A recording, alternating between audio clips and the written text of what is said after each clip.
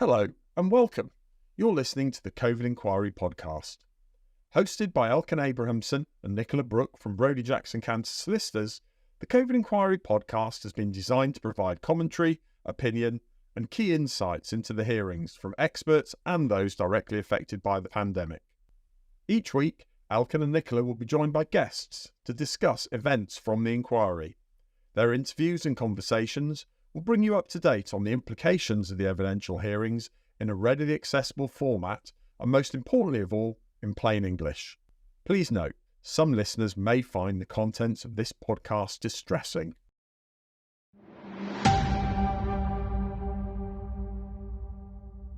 Hello everybody, this is week 6 of the hearing, although by the time you hear it, it may be week 7 when the hearings are finished.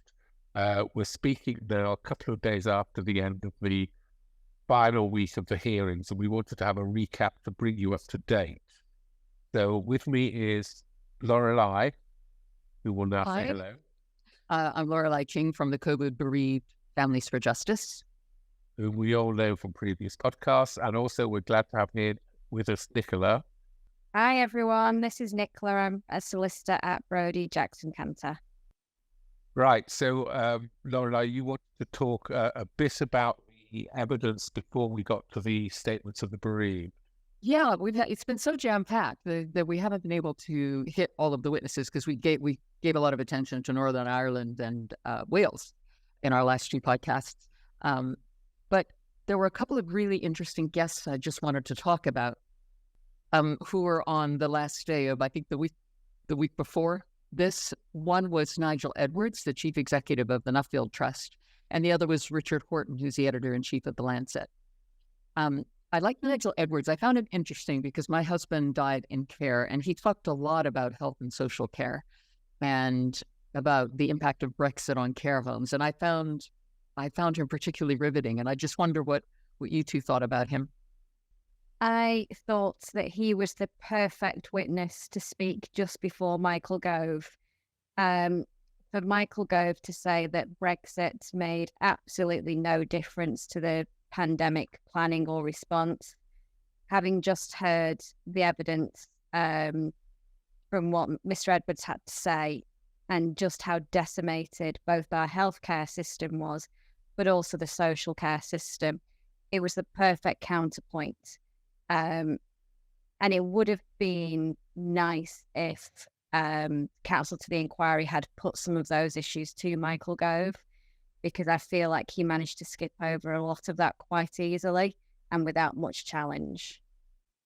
Yeah, I agree. It seemed to, we'll come to him in a bit, but I agree. I think a lot of softballs were hit his way. What did you think of Nigel Edwards, Elkan? One of the comments he made talking about capacity within the system was that the NHS has a very low number of beds per capita compared with other higher income countries. The population has grown and aged over the period. Demands have gone up by about 2% a year. We've fallen behind on capital expenditure and infrastructure. So again, all the signs of a decaying system. And one of the things we haven't spoken about in the inquiry is that the NHS trusts have targets of bed capacity, and the target is, well, it's reduced since COVID, but it was well over 95%. So in other words, this idea of having spare capacity was anathema to the NHS, probably because of lack of funding. So they were aiming at almost every bed being full, which of course means when you have a sudden call on beds, there aren't any to call on. So almost by definition, you're not properly prepared. But yeah, as Nicola says, it was an interesting counterpoint to what Gove was saying, which we'll get to later. Mm-hmm. I think one of my favorite witnesses so far was Richard Horton, as I said, the editor-in-chief of The Lancet. One of the most interesting things he said was that for 2 decades, we've known that flu was not the only threat that we faced. And he said there was a global report in 2004 that warned about coronaviruses, which we didn't then move on to the risk register. So we have known. We can't pretend that we haven't known about it. Absolutely. And the point he made about the report sitting on his shelf for 20 years was really striking, wasn't it? And he said something else about how in Asia they took more notice of it, But he said, I don't know that I've ever heard anyone else make this point. He said, but we tend to mistrust or tended to mistrust the government information that came from Asia. Yes, he said we have a degree of xenophobia. I think what he said after that is probably more accurate. He said we had a sense of our sovereignty that might have made us feel stronger as a nation. In other words, we thought we were right. It wasn't so much xenophobia as just the arrogance of the British, I'm afraid. Mm-hmm. Yes, and our exceptionalism, that's come up once or twice. Yeah. I thought he was a really useful witness. I don't know if you agree, Nicola, but he had a very holistic approach. I thought he would be someone for the inquiry to really listen back to his testimony, because he had a lot of ideas about how moving ahead, how we have to be global. We won't be well unless the world is well. I really loved a lot of his ideas and thought they could be useful. I thought he was so compelling, but also so understandable. He really stayed away from jargon, I thought. There were 5 key points that I took from him. One was the Global Security Index, how that's a poor predictor of pandemic preparedness, and we were all relying on it. Second, as you've already mentioned, this 2004 warning about the dangers of coronavirus. It was out there, but we didn't react and we didn't elevate the risk register. Thirdly, exercise sickness identified everything that we needed to know, but we didn't act on it. What's the point of these exercises if we don't act on them? Fourthly, this, to me anyway, new idea of a syndemic rather than a pandemic. And if you're only preparing for a pandemic, you are inevitably going to fail. And finally, this One Health approach, that when it comes to pandemics, regardless of borders, it's going to spread across the world once it gets to an outbreak. So we have to look after the countries that can't respond, because it will come to us. So if those countries aren't safe, we're not safe. And I thought that was really powerful. Mm-hmm. When people often think about how, well, it's only in their country, we don't need to worry about it. You do need to worry about it for entirely selfish reasons, even if you're not going to worry about it from a nicer point of view, if you like. I'm circling back to, you said syndemic, and just in case people hadn't heard, that he was referring to 2 biological things happening at once, like the virus and chronic diseases within our population. Those two, that intersection is what he called a syndemic, which is a great word. I've learned a lot of new words in this inquiry. I agree with everything you say about we liked him. And then after him, we had Michael Gove. Can I just add before we get to Gove, a couple of other things? Well, one thing he said in one of his book, he said this was not an equal opportunity virus, and that's one of the most chilling things about it, isn't it? That it affected different groups of people in different ways, and we are not differentiated between those groups and prepared them. And it's about resilience as well. It's about equalities, about ironing out inequalities so that the disparities between those groups are not as evident. And we failed society so much in that respect. And the other comment that stuck with me is actually a comment in his book. I don't think he said it in evidence. He said something like, our museums are littered with relics of civilizations who all thought that they were sovereign and immune, and look what's happened to them. And I think we need a sense of humility. We need to understand how vulnerable we are as a society, and that understanding is not with us yet. But sorry, I agree. Well, I think you mentioned his book, which I made a note because I want to get it. It was called The COVID-19 Catastrophe, What's Gone Wrong and How to Stop It Happening Again. A perfect title, really, for what this inquiry is trying to do. So that's on my reading list. So now we shall move on to Mr. Gove. Who wants to start? I just find it, I mean, he was the Brexit minister, so of course he's going to come into court and say preparing for Brexit made no difference to the pandemic planning or response. He was simply justifying his own position and making sure nothing could come back on him. I think with the exception of one point, he completely ignored the impact of preparing for a no-deal Brexit and said that it actually made us match fit, which was so offensive to anybody who heard that line. Match fit is, if this is what match fit looks like, then I really do despair. I think the only thing that he conceded was done badly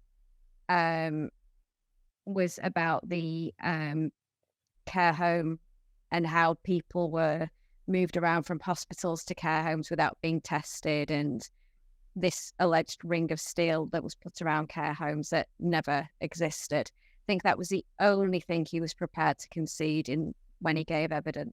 It was interesting that just before him, Horton had said what he had said, and then Gove said, oh, few Western nations anticipated this type of pandemic. It's almost like, the other kids did it, so it was okay. I kind of get that feeling with the politicians. And Elkan, you've often said you're not sure if how useful their evidence is because they're just trying to worm out of it. And they often, and Gove was to say, they often seem to act like where we were is nothing to do with them. It's like, well, this is where we were. And yet they have been in power for so long. I just find that slipperiness really off-putting. What did you make of him, Elkan? Everything he said was said from a position of self-interest. So the only comments that I sort of took as relevant were the concessions he made. One of the things he said is departments can sometimes be jealous of their own turf, which stuck with me. And I thought, for a member of cabinet to say that departments don't always work in cooperation because of jealousy, because of protecting their own sort of ambition, is really quite telling. And then he said later on, he reasons the difficulty in central government acting in secrecy. Not every arm of government is open, trusting and collaborative with local government. That is part of politics. Well, why? Why on earth is that part of politics? But that's the way politicians think, unfortunately, and it's not helpful, I'm afraid.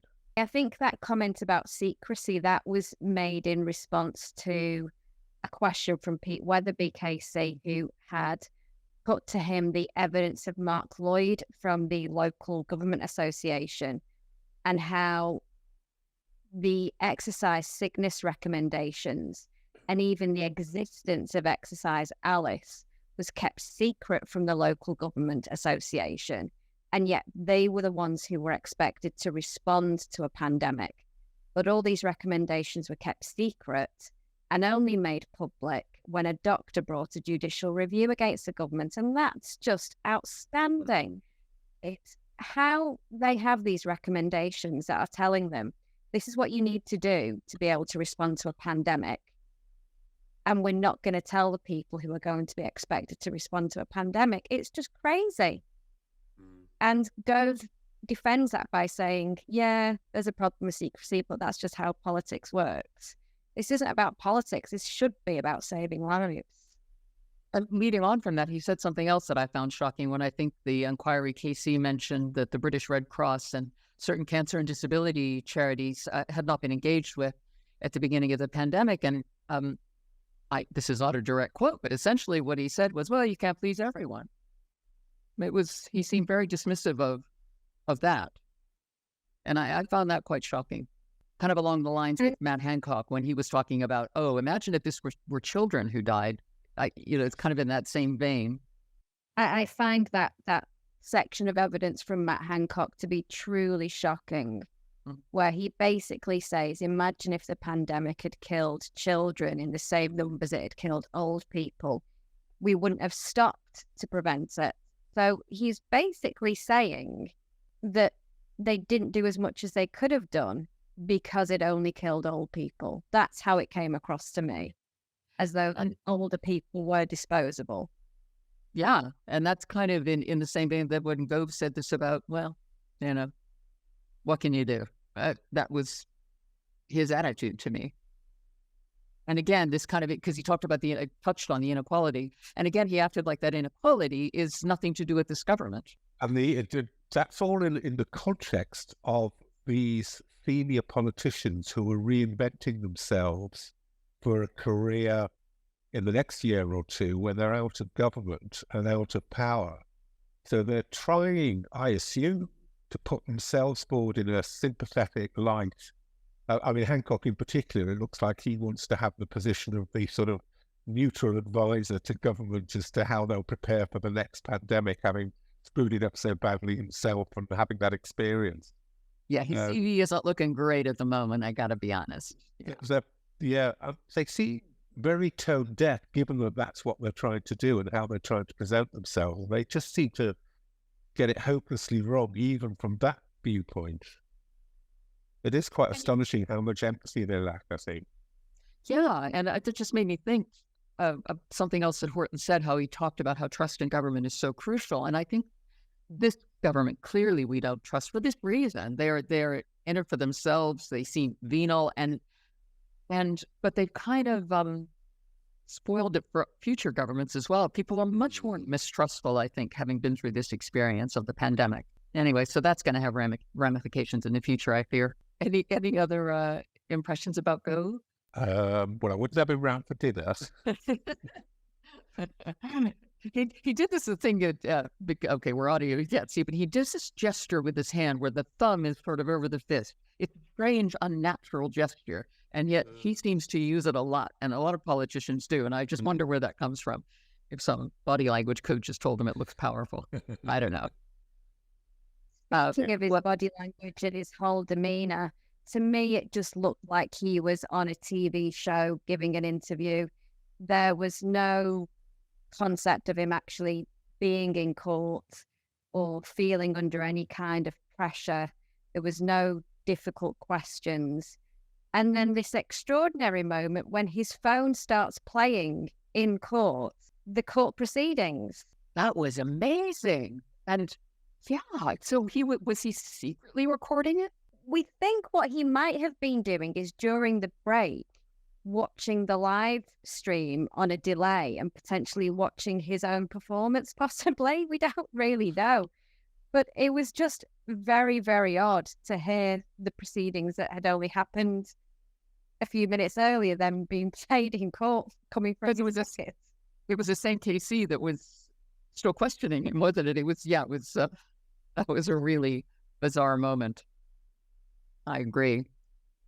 So that was wild. And after that week, the next week we had what for me was the most powerful witnesses, who were the COVID bereaved. Now, how did that come about? There was one bereaved from each of the nations, it seemed to me, because originally I know you submitted something like 20 witnesses for this module, and they allowed one, but how did that work? That there were 4, one from each nation?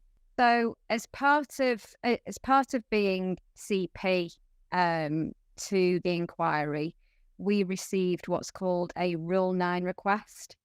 And that is just simply a formal request from the inquiry to provide them with either a document or a witness statement. And on this occasion, they asked us for a witness statement on behalf of the COVID Bereaved Families for Justice UK group. As co-founder, Matt prepared the statement with our assistance. And so that was submitted very early on. Separately to that, we submitted a list of 20 bereaved family members who we said had relevant evidence to give about pandemic planning. Now, this wasn't always about their story, about how they became bereaved. It was also about their professional experience. We have had doctors, we've had army medics, people who can talk about, this is how I was trained in the army, for how to work in PPE, how to put it on, and more importantly, how to take it off safely without risking contamination. Their experience in the NHS was completely different. They had none of that training. And for me, that was a perfect counterpoint of how one organisation did prepare and another just didn't. And I liked that balance almost of how it can and should be done and how it hasn't been done. So we put forward this list of 20, and the inquiry declined to call any of them. But they did agree to call Matt Fowler as co-founder of the group as almost a corporate witness on behalf of the group as a whole. And so they did that for each of the 4 groups. Their testimony, I have to say, was, for me as a bereaved person, and I know the other people, it was pretty well attended by bereaved that day. We wanted to show our support. Thought Matt Hancock would be the hardest witness for me to hear, but in fact it was them. And yet I was glad at the same time. Their stories were absolutely heartbreaking. But as I think I said to Elkan just in conversation, but they had evidence. I think it was not what the inquiry feared. I think they fear our testimony. They fear that, I don't know what they fear, that we're just going to talk about our beloved lost or something. But it wasn't that. We have evidence. Many of us have evidence. And I think the inquiry learned from it. And I think it was just a really strong argument for us to be able to participate more as witnesses in future modules. I agree 100%. I'm glad that Matt got to talk a little bit about his father and to explain what he was like as a person and how loved he was, to the extent that 300 people lined the street because they weren't able to go to his funeral. I'm glad that Matt got to talk about the circumstances in which he lost his dad, but also the limitations on the funeral and how painful that was to him and his family. But I'm also glad that he got to talk about other people within the group and their main concerns and shed a light on those issues that still need to be addressed. And finally, although it didn't come within the scope, the fact that he and many other bereaved, the abuse they've received online, and this is something that only seems to happen in a COVID death because they get questioned about whether it really was COVID. They have COVID deniers and anti-vaxxers almost attacking them, accusing them of being brainwashed. And Brenda Doherty said something similar too when she gave evidence. And for me, that is just so appalling. To have lost someone in those circumstances is terrible enough. But to then be piled on by the public, it's just absolutely disgraceful. I think that's an experience all of us who are bereaved, COVID bereaved on social media have experienced. I also volunteer at the COVID Memorial Wall, and nearly every day someone will abuse us verbally. It's just, I as Lady Hallett found it shocking, and it is. Why pick on the bereaved? You believe what you want, but why are we your target? Yeah, that was shocking. Do you know, I wanted to ask you this, because I learned a lot from the testimony of the bereaved. And the lady who's from Scotland who spoke, who had lost her wife, she said something that was relevant really to my husband, who was in care, did not have the symptoms of COVID, the two that we've been told to look for, a fever and a cough. She said, we have known since March 2020 that only 20% of elderly people with COVID will have a fever. And I thought, did we know this? Why was this information not, who knew? And why was that not filtered through to care homes that could have been useful? Because they just wouldn't bother. If you didn't have a fever, oh, it can't be COVID. So that was something I learned. Her name was Jane Morrison, and I found her story incredibly powerful. The fact that there is this vulnerable group by reason of their age, and they are rendered even more vulnerable by reason of not understanding the symptoms they are more likely to display. So they're not tested. So they remain apparently asymptomatic because no one's recognizing the symptoms, but transmitting this virus to everyone else in the care home. And that just seems astounding to me. And we've obviously got the next module, which is government decision making. And then we also have the module on care homes.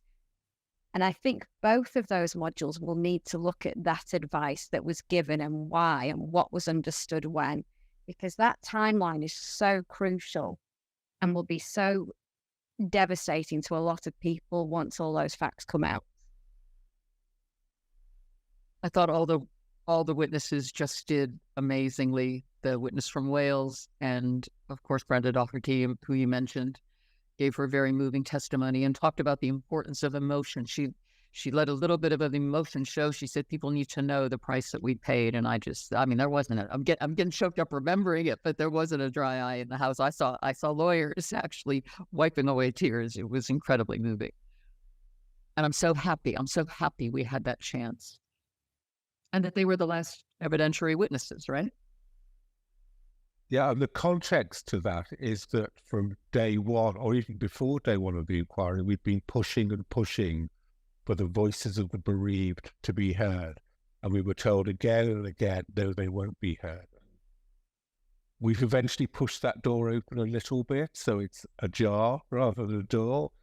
And hopefully we can push it open more in future modules, and hopefully the principle has been set. And hopefully also the inquiry, whatever fears they may have had, didn't materialise. So hopefully they will feel a bit more reassured that the bereaved are not a threat to the process. No, it's quite the opposite. We are a rich resource. I think they need to exploit us in that way. Our experiences need not to be squandered. I think we can bring a tremendous amount to this inquiry. And on that note, I wonder if we can draw this to a close. Well, I just would like to get from both of you just kind of maybe talk a little bit about the closing submissions and kind of your general feelings about Module 1. About Module 1 and how it's gone. We always said, again, from the beginning, the chances are for Module 1, we'll get 90% of what we're looking for, because it's inconceivable that any inquiry, however poorly handled, would reach a conclusion that the government was properly prepared for the pandemic. The expert evidence has been, from our point of view, really good, really, really positive in the sense that it supports what we've been arguing and will be arguing. The evidence from politicians has been, from our point of view, particularly poor, but probably as expected. If there is a failing there, it's the failure of the inquiry to allocate enough time to properly test what the politicians were saying. So that in almost every case of a politician, it came across, as I think Nicola mentioned, as a sort of Newsnight interview rather than a proper testing and probing. But the submissions, for the most part, were fine. There were some that we probably weren't entirely happy with, but probably not unexpected, to be honest. And the written submissions are probably going to be more important than the oral submissions, because the oral submissions were very restricted in time. It will be more interesting to see what's said in writing. In our oral closing, we suggested 9 recommendations that we would invite the chair to take on board. So it will be very interesting to see how many of those she does agree with. They said on the last day of the hearing that they anticipate her report will be available next summer. So we do have a bit of a wait. But we will, I hope, get access to the written closing submissions from all the other CPs. So it will also be interesting to see whether any of these state CPs react to recommendations, whether they endorse them, whether they object to them for whatever reason. So that will be interesting. I think just in terms of the process, there have been 65 witnesses called to give evidence, and that's not including where some of the experts have doubled up. So who might have been called at the same time. So out of 60 witnesses, we made applications to question 60. And out of those, our applications were refused 31 times in total. 29 witnesses we were allowed to put limited questions for. In each case, we were given a time limit of between 5 and 15 minutes. And a lot of the time, the reason given was having to prioritize other things due to shortness of time. And given that we've concluded these hearings 1.5 days early, and it was a total of 23 days to investigate a 10-year period, I'm hoping that future modules do look at things in far more detail and we really get to know fuller facts about what happened. And the next module up is Module 2, and I think that starts in October. I don't know how long it's going on for. I don't know if we know that yet, but I look forward. I hope I talk to you guys again then. And just thank you for making things so clear and kind of helping to demystify a lot of what we've been hearing in what is very dense and often very legalistic language. So thank you. Thank you. And see you in October. Thank you for listening to this instalment of the COVID Inquiry podcast.